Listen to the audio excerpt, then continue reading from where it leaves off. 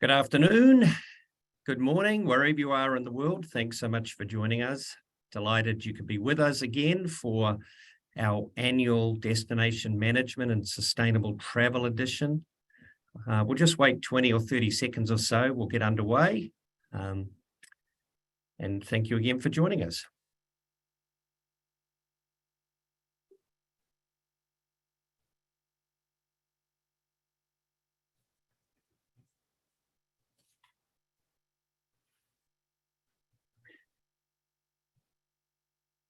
Good afternoon, good evening, good morning, wherever you are across North America, or I know we've got over 500 people joining us today from all over the world. Thanks so much for joining us.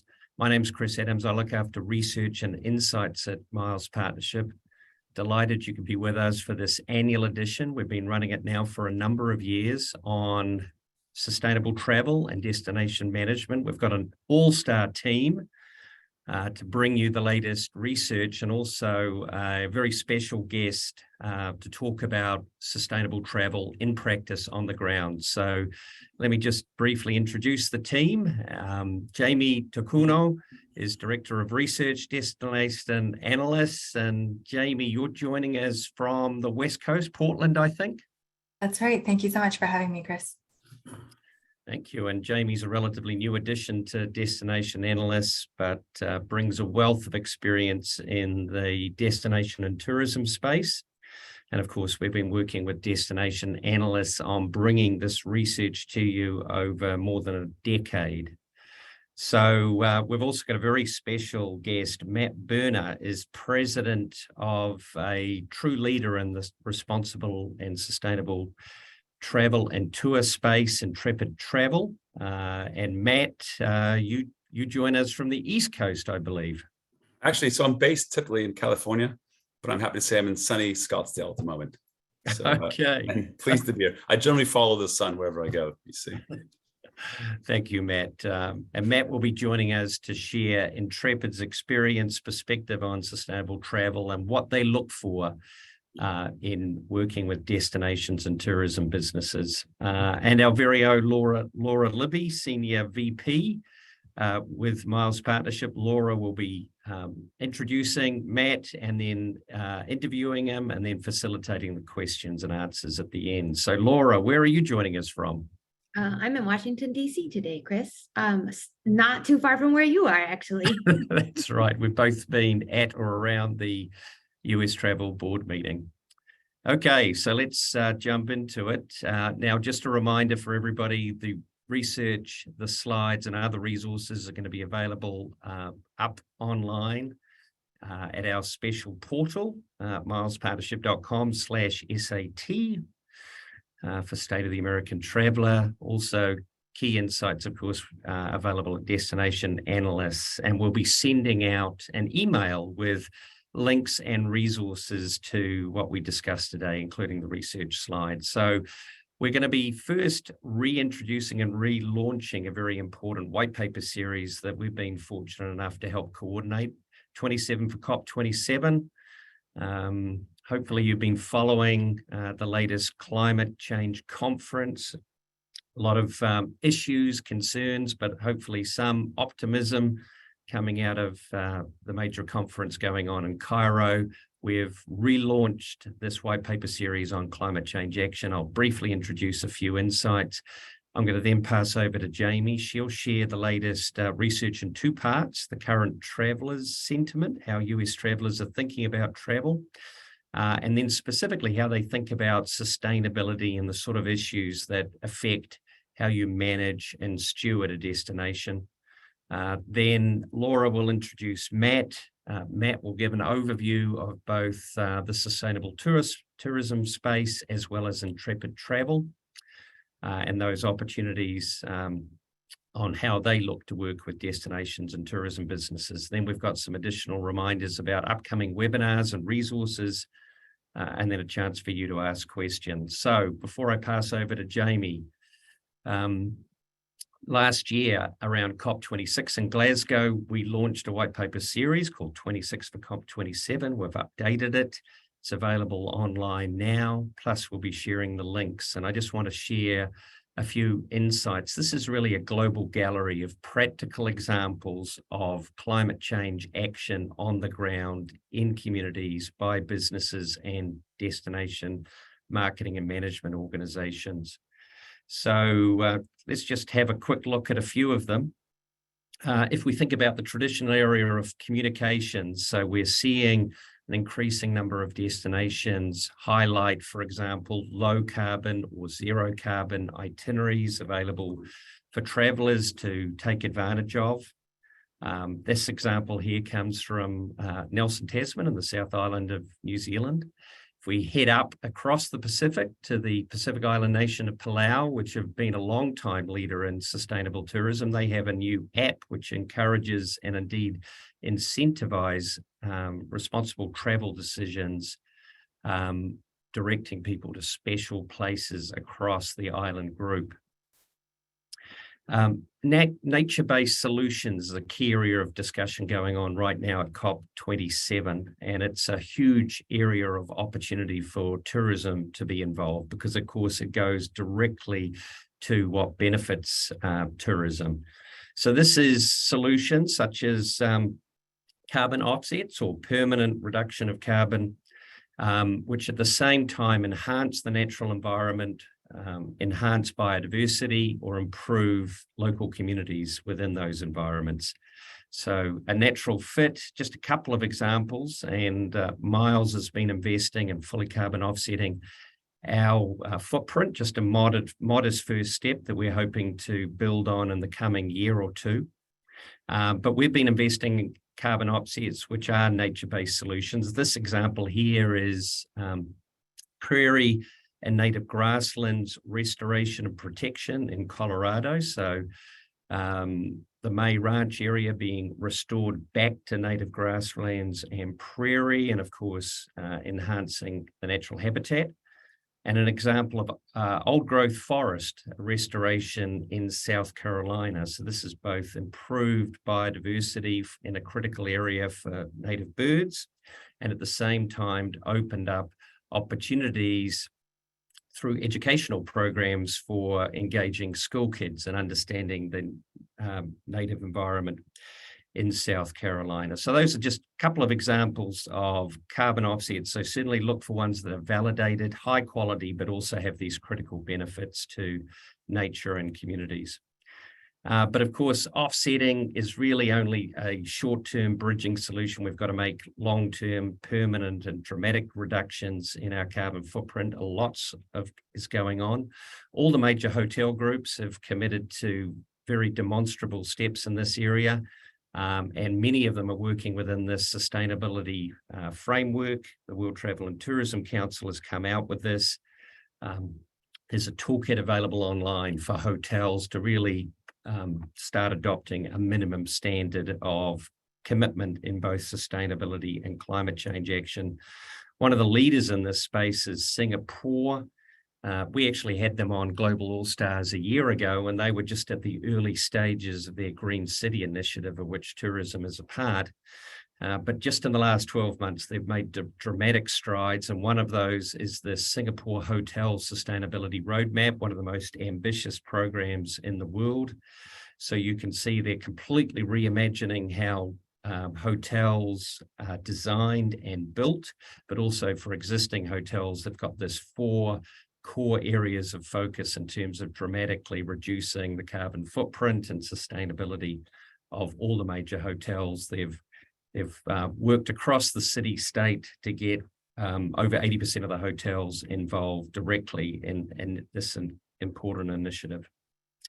Finally, I wanted to highlight the 27th action we identify in 27 for COP27. We've added, of course, an additional action this year, and this is to sign up for an important global commitment. The Glasgow Declaration on Climate Change Action was launched last year. The UNWTO, United Nations, in conjunction with the Travel Foundation, and now over 700 organizations have signed up for this. And this provides a framework for both developing a climate action plan over the next 12 months, identifying specific objectives, areas to work on, and then a commitment to report on progress, all within these 5-part pathways. So just one final example I'll highlight. Intrepid themselves are included in this white paper series as a real embodiment of the values, but most importantly, the actions of an organization that is genuinely committed to sustainability. And there's a great case study you can see available that you can download for additional information. So download this white paper series. And with that, I'm going to pass it over to Jamie for the latest insights on traveller sentiment and how travellers are thinking about sustainability and their impact on the environment. Over to you, Jamie. Thank you, Chris. Good afternoon, everyone. I'm very honored to be here to present the latest insights from the State of the American Traveler Destination Management Edition. Oops, sorry, just trying to, oh, there we go. To set the stage a bit, I just wanted to do a quick overview of the State of the American Traveler Study, or SATS for short. This is a now monthly tracking study that we've been conducting since 2006 amongst a nationally representative sample of 4,000 American travelers. The objective is to explore how they think, feel, and behave when it comes to travel.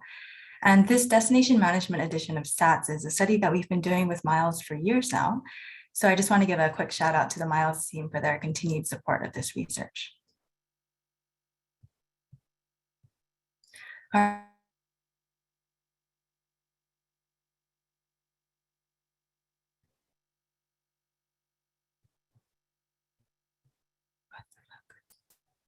Oops. I'm sorry, can you see my screen? Yes, we can.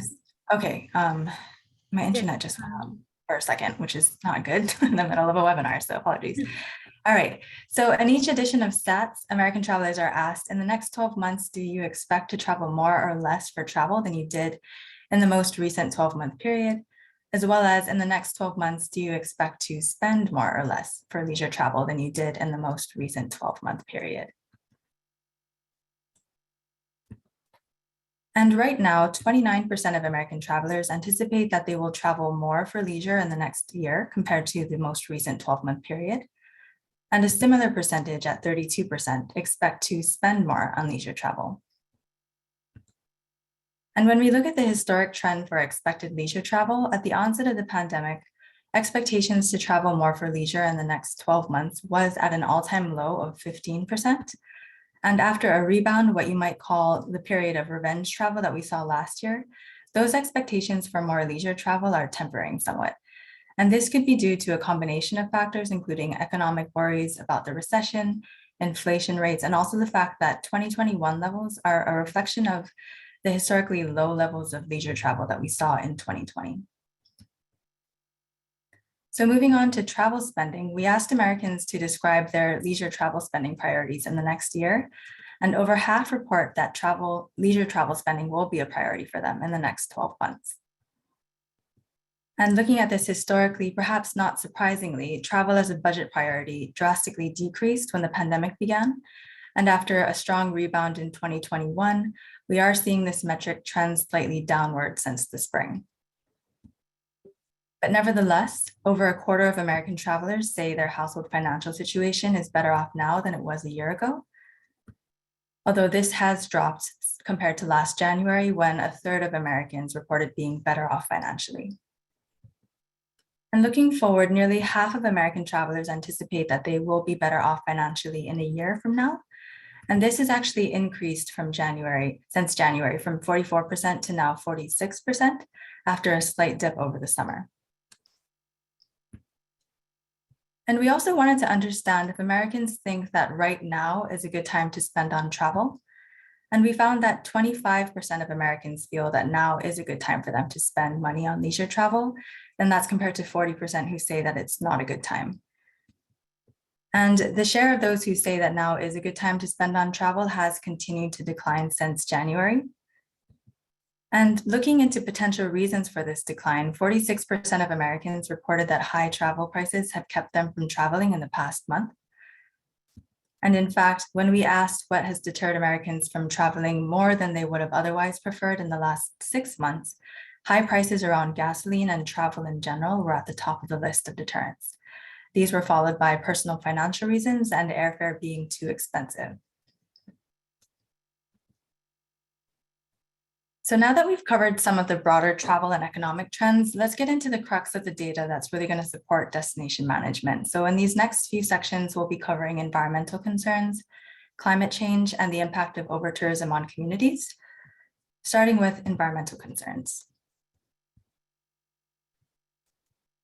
So first, we wanted to understand if people believe that traveling for leisure has an overall negative impact on the environment. And we found that the majority of travelers don't believe that people traveling for leisure has a negative impact on the environment. However, 23% do believe that it does. And there's definitely a generational difference, with younger travelers being far more likely to believe that travel has a negative impact on the environment. And compared to 2019, there's been a notable jump from 17% to now nearly 1 in 4 who believe that leisure travel has a negative impact on the environment. And this metric has held steady over the last year. And we also asked Americans how often they think about environmental impacts when they're planning their trips, and 8% say they always think about it. When we look at this at those who usually or always think about environmental impacts of their travel, millennials appear to be much more concerned, followed by Gen Z, while Gen X and baby boomers have less concern. And we saw a moment ago that Gen Z and millennials were also the likeliest to feel that travel has a negative impact on the environment. So these are important data points to keep in mind, since these are the two generations that have the longest travel features ahead of them. And since 2019, there has been an increase in Americans who say they usually consider the environment when they plan travel, but we're also seeing a slight drop in the share of those who say they always consider the environment. We also wanted to understand what aspects of their environmental impact Americans are thinking about when they're traveling. And amongst those who do consider the environment when they travel, most typically, they think about the plastic waste that they're creating when they're traveling, and also crowding in the communities that they're visiting. And looking at the environmental issues that we've been tracking since 2019, the biggest issue that we're continuing to see among people, the environmental issues that people are thinking about when they're traveling, is plastic waste that they're personally creating. But in general, there's been a drop in environmental issues experienced compared to fall 2019, with the one exception of impacts to ecosystems.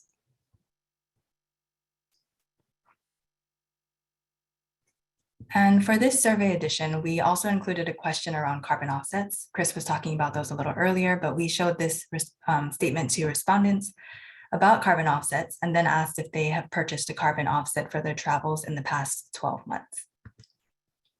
And the majority said no, but when we look at the data by generation, we find that a significantly higher proportion of younger travelers, so again, millennials and Gen Z, said yes, they have purchased a carbon offset for their travels in the past 12 months. We also included a question set around green programs at hotels. We showed this statement about hotel green programs and certifications, and then asked respondents if they consciously look to stay in hotels that have these programs. And we found that over a quarter, or 29%, do in fact make the effort to stay in hotels that have green initiatives. And overall, just under 1/3 of American travelers say they would always or sometimes pay slightly more, so up to 10% more, to stay in a hotel that has a strong green program or certification. And we wanted to understand who are these American travelers who say they're willing to pay more for hotel green programs. And we found that compared to those who say they are not willing to pay more, they tend to be younger, as well as urban residents. They're also more likely to be parents. And notably, they're significantly more likely to agree that now is a good time to spend on leisure travel.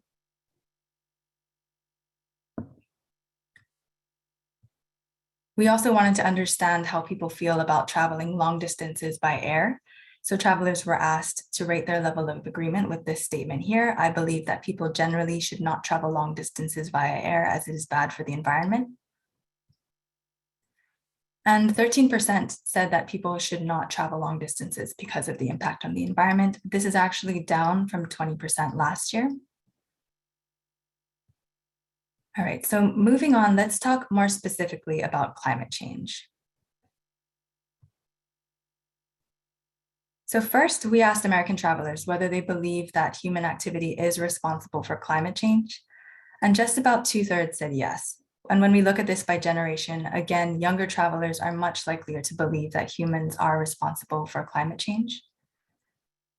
And the percentage of those who feel that human activity is responsible for climate change surpassed 2019 levels after a slight decline last year. So keeping in mind that there is this considerable majority of American travelers who feel this way about climate change, we wanted to contextualize this through the lens of travel. So to that end, we asked American travelers to rate on a scale of 1 to 10 how much climate change has and will impact their leisure travel. And while 13% said they have already seen significant impacts to travel due to climate change, 16% said they think there will be significant impacts in the next 5 years. And when we look at the mean scores, we're seeing a similar difference for the impact of climate change on past versus future travel. So we also wanted to understand exactly how travelers anticipate climate change is going to impact their travel in the next 5 years. And at the top of the list at 21%, changing the costs associated with travel, such as paying more for carbon offsets, was selected the most. This was followed by traveling less often and selecting destinations that are closer to home. But overall, 55% of American travelers selected at least one impact, which really indicates that the majority are anticipating some form of climate change related impact to their travels in the next 5 years. All right, so I want to switch gears a little here. There were two parts of this study, the traveler perceptions around the environment as well as community impact. And now that we've covered environmental concerns and climate change, let's turn to destination management, specifically communities and the impact of over-tourism. So when asked if they live in a community that is considered a popular tourism destination, 45% of Americans said yes. This is down slightly from 47% in 2021. And we also wanted to understand how tourism impacts residents' perceptions of their communities. So when we asked how much they agree with this statement, tourism in my community makes it a better place to live, 37% agreed, which is again down slightly compared to 2021. But Americans residing in urban environments are more likely to agree that tourism makes their community a better place to live. And similarly, those who live in a tourism destination are even likelier to see the benefits of tourism for their community. Oh dear, sorry. Got a little bit trigger happy with my mouse. All right, so as another sign of resident positivity towards tourism and local communities, over half agreed that tourism is important to their communities' economies, and this metric hasn't changed much since 2021. And again, this sentiment is felt more strongly among urban residents, as well as those who say they live in a tourism destination. And looking next at the impact of the pandemic on resident perceptions of tourism, 41% feel that the pandemic has in fact highlighted the importance of tourism to their local community, although this is down slightly from last year. And again, we're seeing this sentiment be higher among urban residents, as well as residents who live in a tourism destination. And looking at the community impact of tourism from a slightly different angle, we also asked how much Americans agreed with the statement, visitors to where I live have a mainly positive impact on my community. And we found that nearly more than half, or 56%, agreed or strongly agreed. And in continuation with the trend that we've been seeing, urban residents were more likely to agree with this statement. And we're seeing similarly high agreement levels among tourism destination residents. Now, as we enter a more post-pandemic mindset, Americans are more inclined to agree that they enjoy interacting with visitors to their community.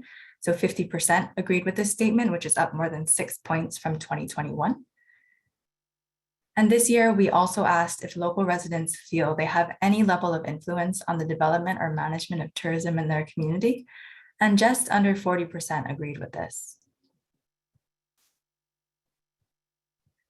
We also wanted to look at whether Americans feel their communities have a problem with over-tourism. And we're seeing a decline in year-over-year perceptions of over-tourism. In fact, just under 18% of Americans agreed that where they live has issues with over-tourism, and this is down 10 points from last year. But urban residents are more likely to say that their community has an issue with over-tourism. And looking just at those Americans who say they live in a place with overtourism, 47% feel this is a serious or extremely serious problem, and this is actually up 7 points from last year. And from the visitor perspective, we wanted to also explore whether overtourism in destinations will deter travelers. And 52% agree that if a US destination has a problem with overtourism, they will be less likely to visit it. And agreement with this has dipped slightly compared to 2021. When asked if they have personally visited a US destination that they felt had issues with overtourism, 17% of Americans said yes. And looking at how this trends over time, we're seeing a continued downward shift in this behavior since pre-pandemic times. But for those who did visit a destination that they felt had an issue with overtourism, we asked if they are more or less likely to visit the destination again. And nearly half said they are less likely to visit. So we all know that recommendations from friends and family play an essential role in how travelers are choosing the destinations they want to visit, but this can be a double-edged sword since travelers will also share negative destination stories. And in fact, 62% of Americans have told friends and relatives about destinations with overtourism problems. This is slightly up from last year. And amongst this group, 43% said they specifically recommended that their friends and family not visit that destination. This is also up about 5 points from last year.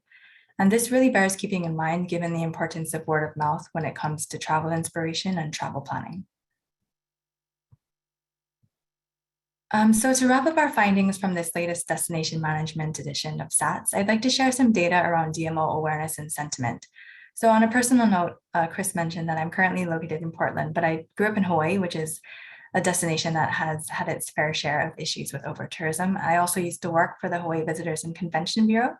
So the findings from this particular part of the study are very near and dear to me. But first off, we wanted to understand how many of our respondents say their communities have an official DMO. And just under 1/3 of Americans reported that, yes, their community does have an official DMO, while 33% are unsure. And amongst those who say their community has a DMO, 35% are familiar with the DMO's work. Both of these metrics saw a slight drop compared to 2021. But when we asked respondents to rate the work done by their community's official DMO, the results were extremely positive. And this year, Americans rated the work done by DMOs significantly higher than last year, with 81% reporting that the work of their local community's DMO is good or very good. And this is up over 11 points from 2021. So to wrap up our findings before I hand the mic back over to the Miles team, here are our key takeaways. So first, optimism in taking more leisure trips in the next year is waning in the face of economic uncertainty. Younger American travelers are more concerned about the impact of travel on the environment than older generations. The majority of American travelers believe climate change will impact their travel in the next 5 years. And finally, visitors are less likely to revisit a destination with overtourism, and they tend to share their negative experiences with others. All right, so with that, I'll hand the mic back over to Laura and the Miles team. Thank you very much. Thank you, Jamie. That was really interesting, and I appreciate you setting the stage for the next piece. If anyone has any questions, please feel free to use the question and answer boxes that are there, and Jamie will be staying with to answer questions through that, and then also at the end. So don't hesitate to submit your questions. And now we will turn our attention over to Matt Berna, who Chris introduced to us earlier and talked a little bit about what Intrepid is doing. So Matt, without taking too much of your time, I will turn this over to you to start running this and tell us a little more about what you are up to and how destinations can work with you. And I'll get my questions ready, but I'm sure there'll be many. Okay, well. sounds good. Let's get my screen here. I know we're passing the mouse share. Yes, it's not responding to me, so if you could, if you want to control. So I still no. All right, have our team just go ahead and click through. Yeah, just go ahead and you can click through Yeah. for me. I'll be pretty straightforward. Yes, the computer froze So- for a minute, so we are having a slight technical issue. Oh, But if okay. you want to go ahead Okay. and start with your intro, I'll get go it ahead and there. start. I don't typically need slides. So Thanks, first of all, Matt. thanks to Chris and Miles Partnership for having me today. As you know, sustainability and community-based tourism and just the whole holistic view on sustainability in the industry and wider is super important, very close to my heart, but certainly close to the heart of our business. So I'd like to take you through some things we do to support sustainability, but also show you some indicators that show us we're on the right path, and hopefully you're on that path as well, and some things that you can do to help us kind of develop awareness and engagement from our customers. I think the key takeaway for me from that last presentation, Jamie, which was great, is that this is not just an opportunity to, appeal to a wider customer base, a new customer base, and to your own local community, but it's to me it's a responsibility, and you have responsibility as a marketing company to look at how you market, what you're going to market, the stories you're going to tell to the audience, and what you're going to represent for your area in terms of its values and where it's coming from. So it is a case of stewardship, and again, hope you feel that you have a responsibility and certainly a role to play in driving that kind of behavior. So let's get started, if you like. Next slide, please. Oh, I can control. Okay, so just to again confirm a lot of what Jamie said, we've seen all the indicators that our customers and consumers are more aware than ever. They're searching out sustainable products, sustainable experiences, authentic experiences. We play that through our marketing in everything we do. We had the campaign Travels Back for Good in reference to the fact that we're going to do this better than ever. And I would challenge everybody in this call to say, it's not just getting back, and it's not just building back better. In a lot of cases, we're building back from scratch. So you can think about your marketing campaigns, your contracts, even your own teams. Think about how you use this opportunity to build from scratch, not just adapting what you currently have in place. Next slide, please. If we can show a little video, this is something we produced to keep our customers engaged whilst many of them were stuck at home during the pandemic. And I like it because you'll see the messaging we're providing to our customers and then how that relates to sustainability. So if you don't mind, it's about a minute long, minute and a half video.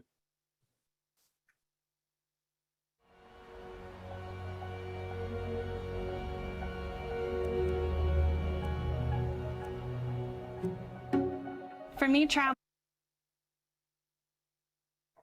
is a chance to open up my world and introduce new perspectives on life.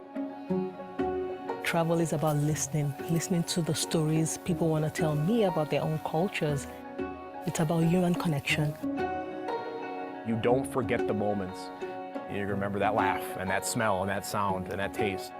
It's the lines in between the itinerary bits. That's the cool stuff. That's why I travel.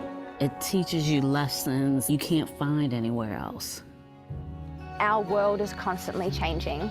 This is something that we all just really need to see to connect us to what's happening.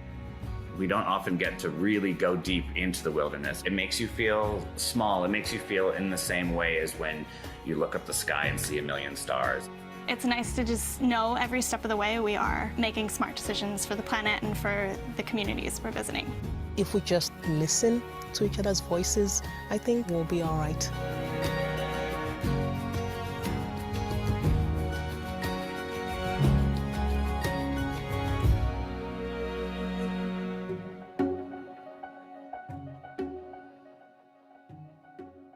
Thanks, Laura. I believe I can probably control the screen again. Let's try that. Okay.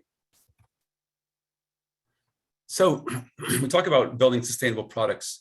Sustainability is sometimes difficult to market. People aren't typically just researching for sustainability.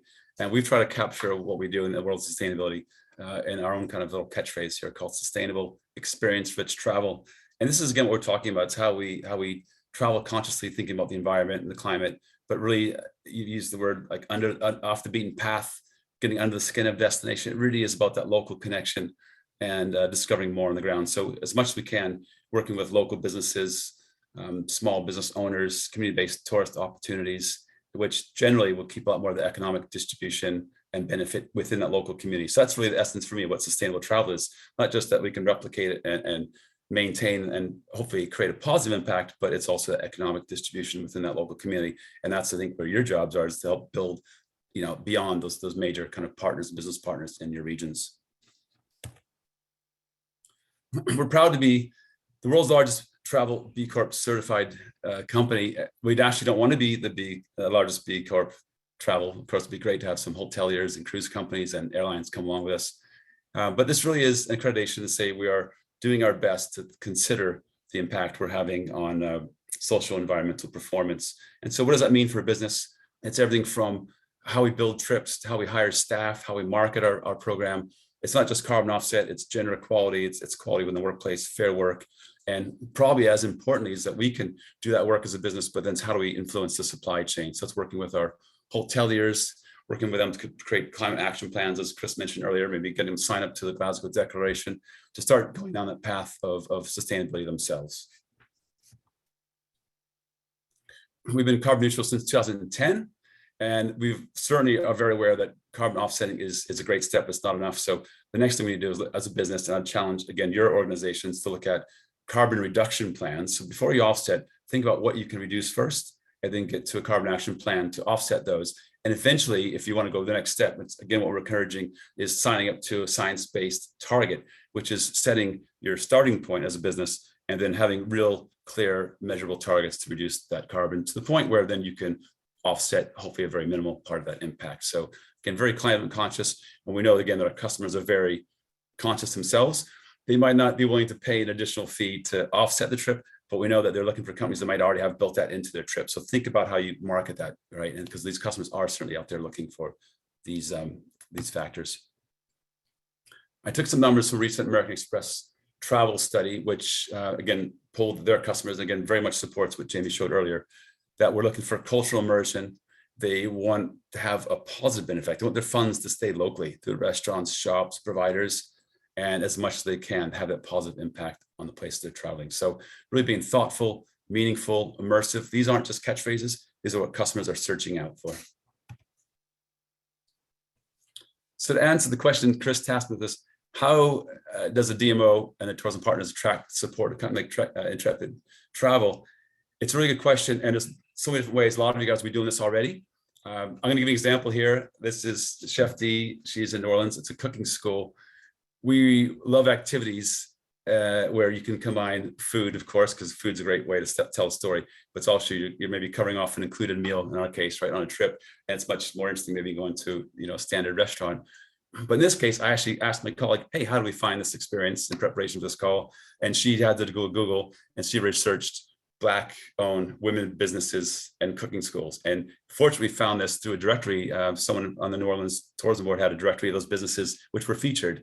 And so we did a classic search on a sponsored local website, which provided some access to these fantastic experiences. So I would certainly suggest we can use help to find these activities. We operate trips ourselves on the ground here in the US and worldwide, and we use our local leaders to go out and research those activities.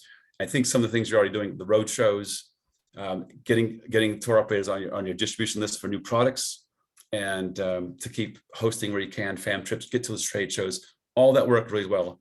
But keep in mind from my experience that how you market those experiences to a customer, direct to customers, will be much different than how you market to a tour operator. The language you use and the activities you kind of present will change quite a bit. I think also, if you can, as you're going out in your local network, engage and build that network of these fantastic business owners, suppliers, accommodation suppliers, activity providers. A lot of them are really unaware that the international tourism or even domestic tourism exists as an industry. So the first piece is educating them to the opportunities, engaging with them, and then helping them get tourism ready.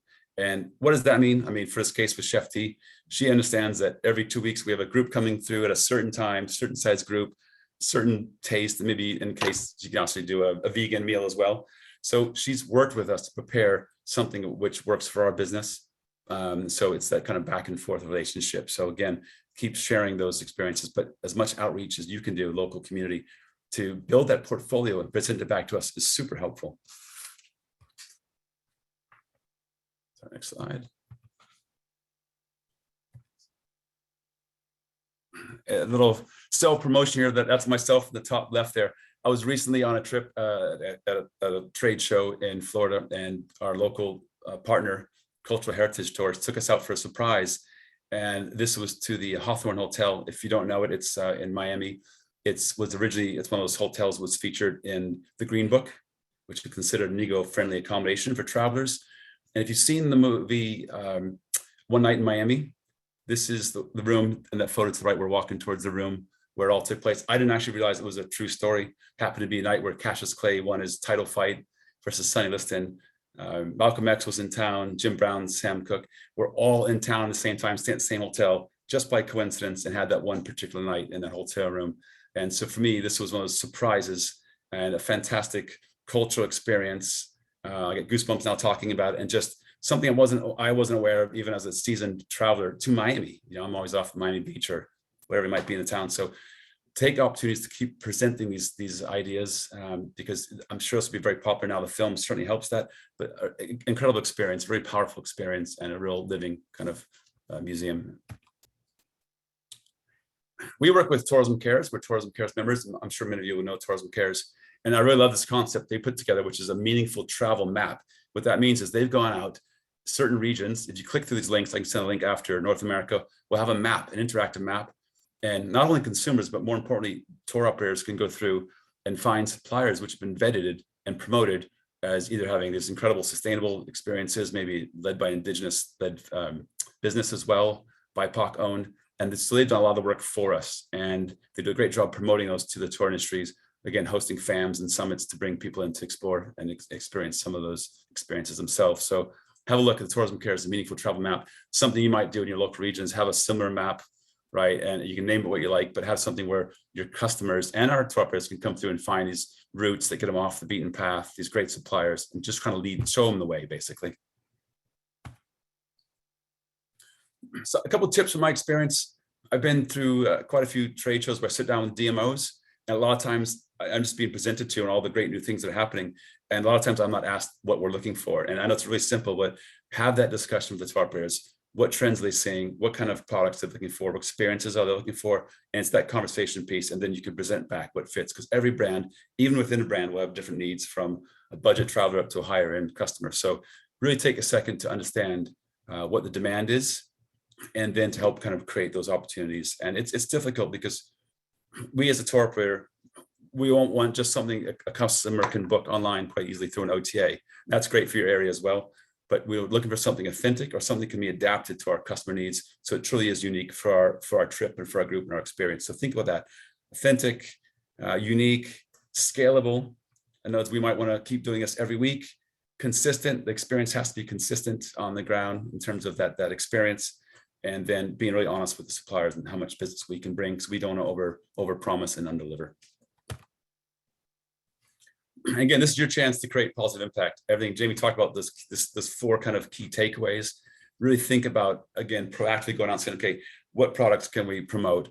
How do we get even our current suppliers to think about their climate action plans and create these really immersive experiences? So I think it's a fantastic time to be involved and take that time to reflect and create a positive impact, of course.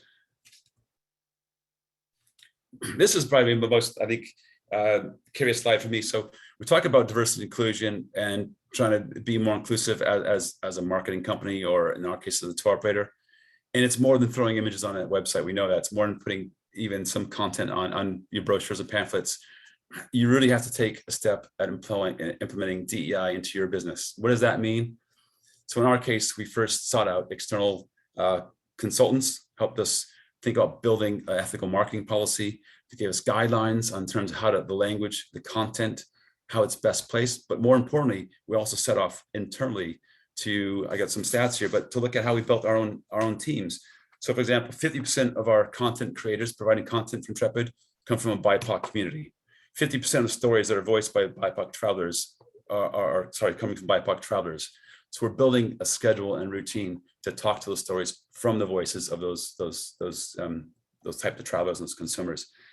Our own staff, our goals have 20% from a Black travel community, 20% of our marketing team and social media team and content team coming from those communities. So they're talking in their voice.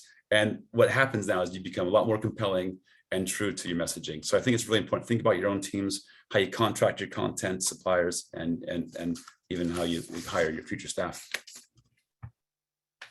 So I've probably gone a little bit too long there. It's a fantastic subject. I'd love to Bill talk more to it. Again, always happy to reach out individually, but I think we have some Q&As to get through, and hopefully cover some of those off. No, I appreciate it. Thank you so much. And we're right on schedule there. One of the questions, I think, just having talked with you and met you, I think one of the wonders that I have is what kind of challenges or pitfalls have you faced in this sort of broad sweeping mandate you've given for the company? Like, how do you keep in step with that, and where have you found some challenges in it? Yeah, good question. I think our first challenge is you have to get everybody aligned.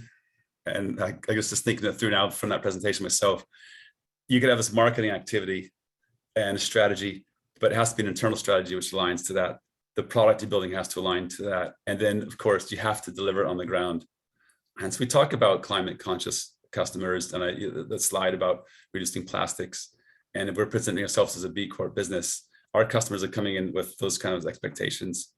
So we have to be true to the entire journey, right? So we're delivering on the ground and all the way through the customer journey, from the beginning of research all the way through. So the pitfalls are you're strong in one area than another, and you don't deliver that experience on the ground. And it will come back to haunt you, I guess. But more importantly, to be really convincing, I saw another stat there about travelers not wanting to come back because of over tourism.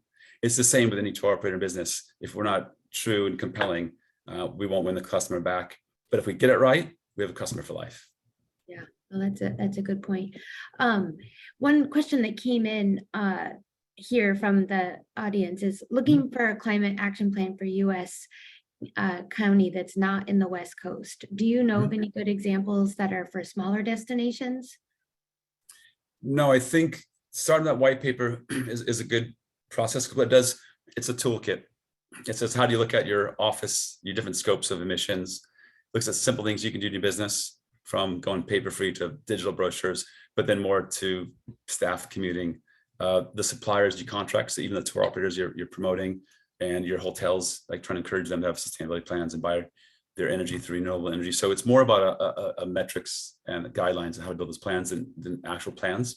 But I would guess ask the DMO group here and Miles Partnership if you have something as well, maybe they can share that. Yeah, and I think that there are a few states that are doing statewide programs that I think will also be encompassing of regions and smaller communities, so that all of those strategies can ladder up together to support what is happening at a statewide level, sort of to what you were talking about, how you want to be consistent in that. And so I think starting and sort of sharing those out. So I think there are some examples, and we can try to include that in our follow-up. Yeah, and sharing advocacy and transparency and sharing is absolutely a B Corp quality. And of course, we're all trying to change good for the better. So the much we can share those learnings, that's really encourage that. Yeah, no, I think that's a good point. Something we stand by as well. Another question for you. How do you recommend, you were talking about working with stakeholders and bringing all the groups together. How do you recommend starting those conversations with those stakeholder groups? I know you used the example of using a business from the New Orleans and Company website. How do you bring those stakeholders together to be inclusive and representative of sort of all the areas you were talking about? Again, I think there's different venues. I can use an example again where we're working with an initiative called Blacks in Travel and Tourism, and their group basically does a lot of the legwork for us. They'll go out into different regions, and they have a roadshow, and they'll, again, that education piece with local suppliers, and they can build, if you like, a portfolio of providers, from restaurants, cultural centers to accommodation providers, and present that back to us as the tour operator, and again to the wider industry. So I think having those kind of relationships really helps. We do attend a lot of the bigger shows. I think can be really helpful, but I find sometimes those localized shows and summits are a lot more personal for us, and you have those more personal stories with the actual business owners themselves. So keep encouraging those, and maybe that old traditional tour operator roadshow where you invite people through and get them out experiencing these areas is really important. I think that's right. I think for me, the other piece is traditionally a lot of the bigger companies probably had a lot of the ear of those DMOs. I'm kind of presuming this is the case because they're the biggest customers. So it's more about how do you distribute that opportunity through that region.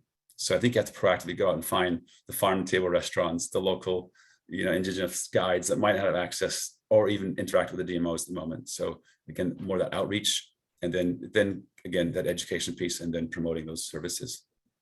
Yeah, okay, thank you.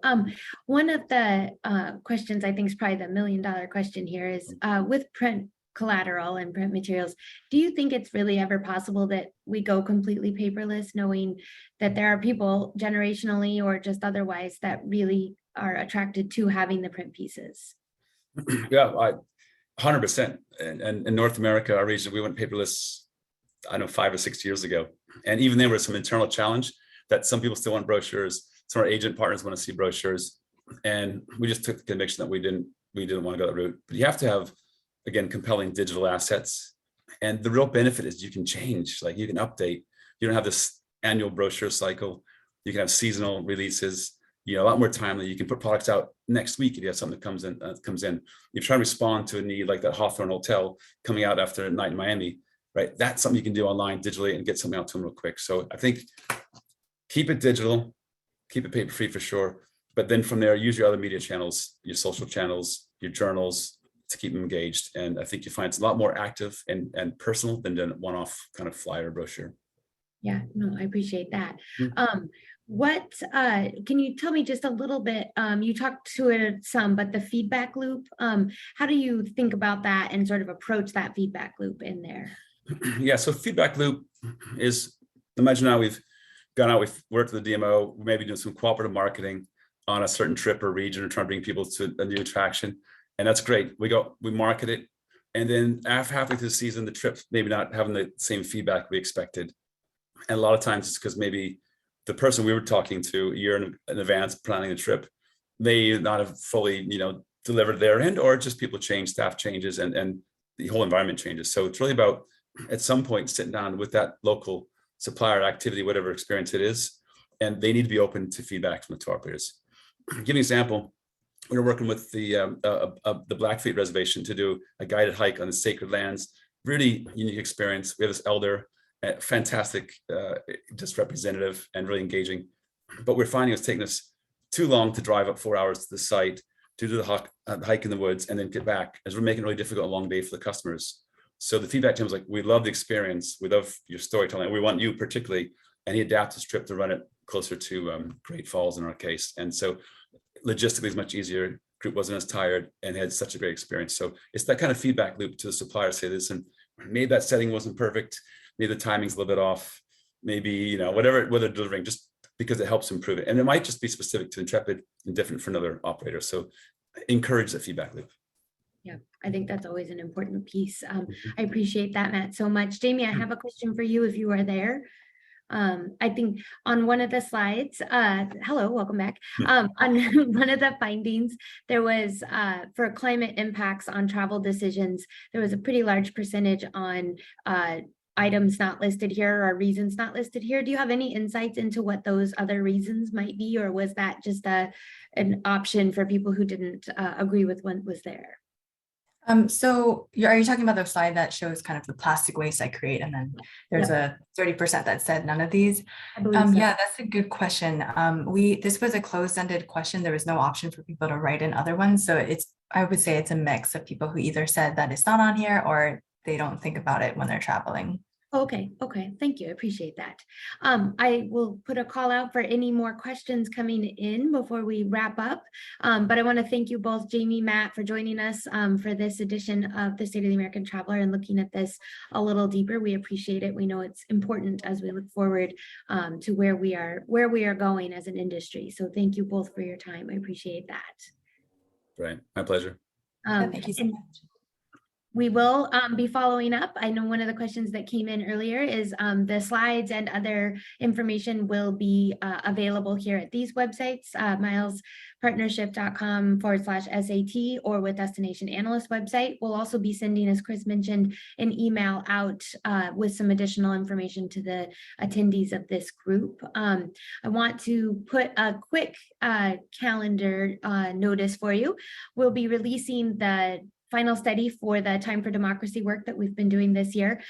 It is, and we'll have a webinar on that, and the community efforts and engagement and the items that have come out of this have been really interesting. And so I encourage you to join us on the 25th at 11 a.m. Eastern time for a look at that study. And we did some of that with our partners at Destination Analyst. Thank you very much, along with some of the other groups here listed below. And it's been a study that is included over nearly 300 different destination managers management organizations and marketing organizations in North America and in Europe. So the results of that and then the takeaways have been a really interesting conversation and process through this year. So please join us for that. And then our annual year in review study, our upcoming webinar will be on the 14th, so just a little bit sooner, 2 p.m. Eastern time. So if you want to join us for that, and we can look at what this year has shown us as well as what we see coming in the next few years with our friends at Focusrite. So thank you all for joining us again today. We appreciate you. Jamie, Matt, thank you for your time on this. And we look forward to seeing you again at one of the upcoming webinars. Thank you all very much. Thanks, Tara. Thanks, everybody.